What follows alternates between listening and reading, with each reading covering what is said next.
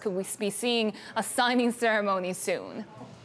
Well, I don't know if you should start booking your tickets just yet, but it does sound like progress is being made. Certainly Larry Kudlow today talked about the two sides getting closer and closer, but there's some really tough issues still on the table, and like any marathon, the final few miles are really the toughest time.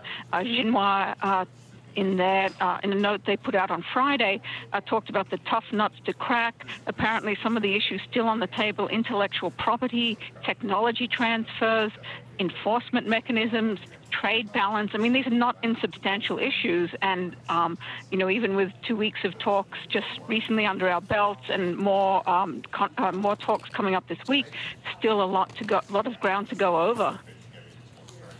Yeah, and in fact, you can say they're the most substantial issues, right, after the low-hanging fruit has already been picked.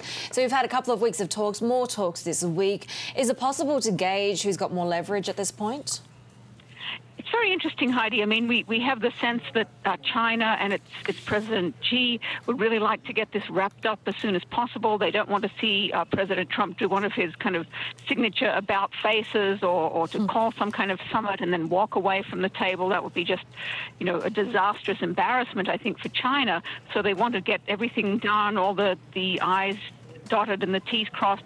On the U.S. side, though, I think there's a lot of momentum toward wanting to get a deal that boosts the economy, that boosts the stock market. President Trump is very keen to get the U.S. economy on that kind of rocket ship trajectory that he talked about on Friday. He talked about it in relation to the Federal Reserve, but I think he could also see, a boost to economic growth, or he would hope to, from getting this China trade deal nailed down. So that's what is sort of happening on the U.S. side. As always with the U.S. trade negotiators, hard to know who's in control, the trade hawks or the trade doves, but certainly, a lot of momentum and a lot of hope that this can be nailed down perhaps over the next month or so.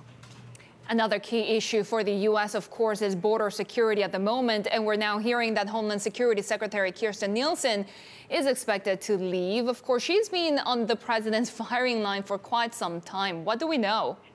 She has, and in fact, she is out.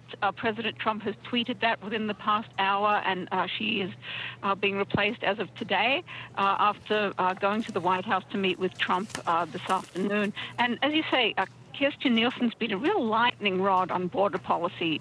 She's really disliked by the Democrats. I don't think she's very popular within the White House either. And somewhat unfairly, she's been seen by Trump as somebody unable to deliver for him the big wins on border security that he's been promising his supporters really since the first day of his election campaign. But there are certain things that no DHS secretary has control over, including the many court setbacks that the Trump administration has faced on its border and immigration policies. So it does seem like President Trump and his advisors really want to go tougher on immigration, want to go with some kind of law enforcement figure to run Homeland Security. We'll see who they come up with. For the time being, yet another acting cabinet member in the Trump administration. President Trump has said he kind of likes it that way.